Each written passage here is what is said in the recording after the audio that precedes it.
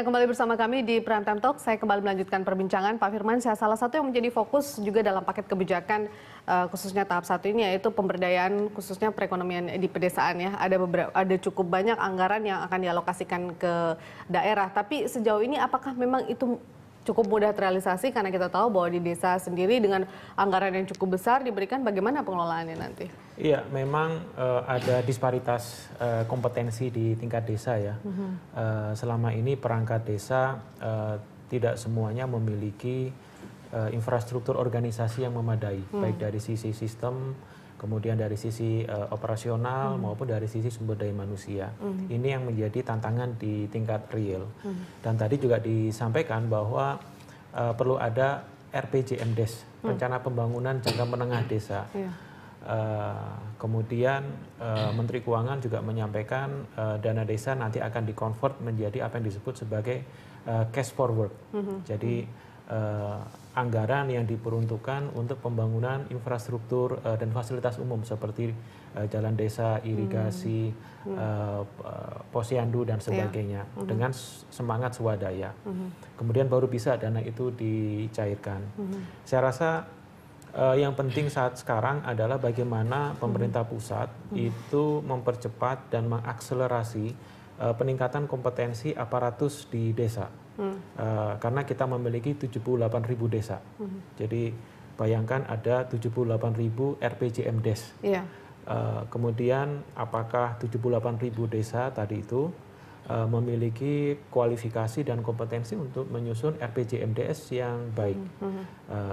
Oleh karenanya, menurut saya kebijakan ini perlu diimbangi dengan tadi kompetensi building ya. Bappenas, Kementerian Keuangan, BPKP, Kementerian Dalam Negeri perlu bekerja bersama-sama. Tentunya kalau bisa bekerja sama dengan perguruan tinggi di masing-masing daerah di provinsi untuk percepatan peningkatan kompetensi desa.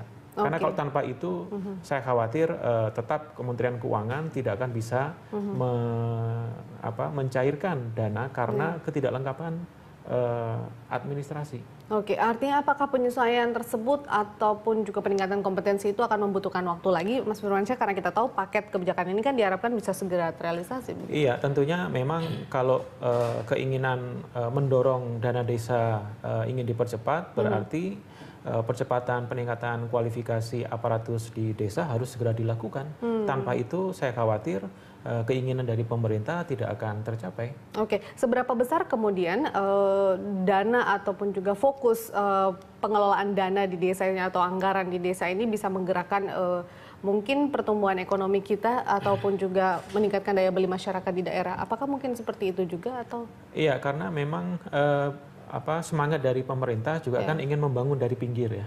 Jadi dalam rangka untuk inklusivitas pembangunan, kemudian pemerataan, peningkatan pendapatan di daerah.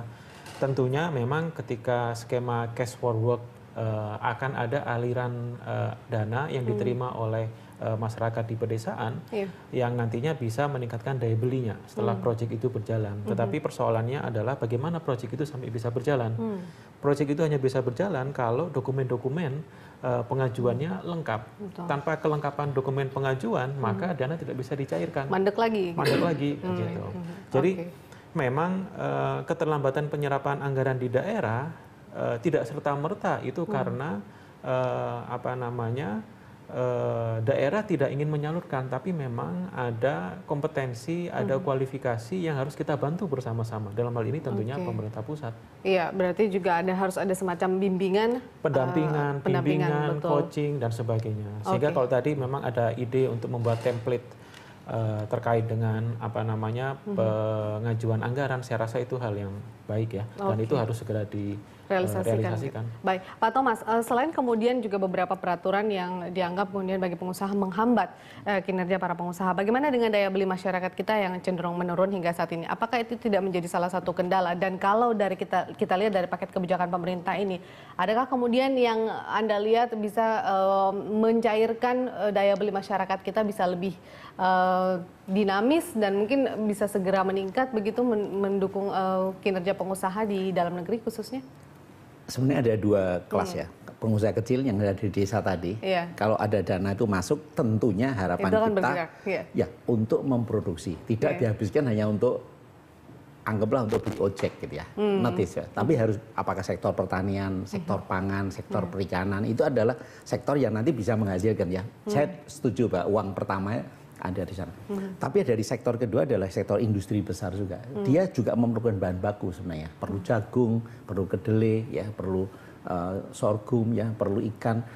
Ini mestinya bisa dikombinasikan dengan baik. Nah, harapan kita adalah kalau daya beli ini bisa meningkat karena desa punya uang, itu akan lebih baik. Nah, masalahnya yang saya perhatikan sekarang ini kelihatannya paket-paket tahap pertama ini baru kepada deregulasi dan anggaran dari masing-masing pemerintah, bagaimana untuk memberikan uang kepada desa, bagaimana kepada anggaran kepada sektor ini, sektor ini. Sektor swasta sendiri sebenarnya yang diharapkan adalah bahwa dia perlu diregulasi. Semua peraturan-peraturan yang tidak baik, apakah termasuk peraturan dari BI yang menghambat kepada sektor produksi maupun dalam soal ini bisa dikurangi. Karena banyak sekali laporan-laporan dari pelaku usaha ya, masalah-masalah seperti contoh ya, di dalam soal peraturan mengenai penggunaan rupiah ya, oleh BI. Tujuannya baik. Ya kita tahu, tetapi ternyata untuk eksportir yang memang import bahan baku ternyata ada kesulitan karena nilainya belum dijual dalam nilai harga mungkin 14.000, tapi pada waktu dia harus bayar EMKL atau ke pelabuhan harus bayar dengan kurs yang lebih tinggi. Ada selisih yang memang buat dia merasa rugi. Itu juga jadi hitung-hitungan pengusaha begitu Pak ya? Kalau hal seperti ini bisa diselesaikan, mengenai dwelling time juga bisa diselesaikan, tentu buat pelaku usaha itu akan lebih lancar. Ya.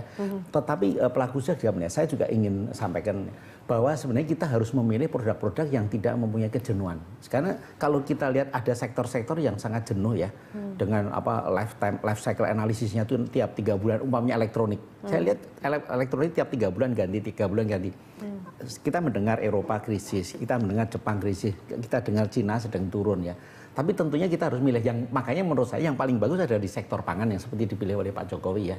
Sektor pangan itu kan renewable, dari setiap hari kita konsumsi, kita bisa tumbuh. Tapi next elektronik, barang-barang sekunder itu bisa jadi. Nah ini yang saya nggak tahu apakah nanti dalam hal soal menarik deregulasi, menarik investor asing dengan paket kebijakan memberikan kelonggaran pajak ini hanya kepada sektor saya yang jadi prioritas tadi, apa kepada seluruh industri. Kita kan limitednya terbatas resource-nya, maka kita lebih baik kita fokus. Nah, salah satu yang kita harapkan juga infrastruktur. Kalau pemerintah bisa membantu desa itu dengan infrastruktur, contoh ya, paling gampang kita dulu zamannya Pak Fadil juga mengembangkan anak-anak mahasiswa lulus diberikan paket PUM, pengembangan usaha untuk lele.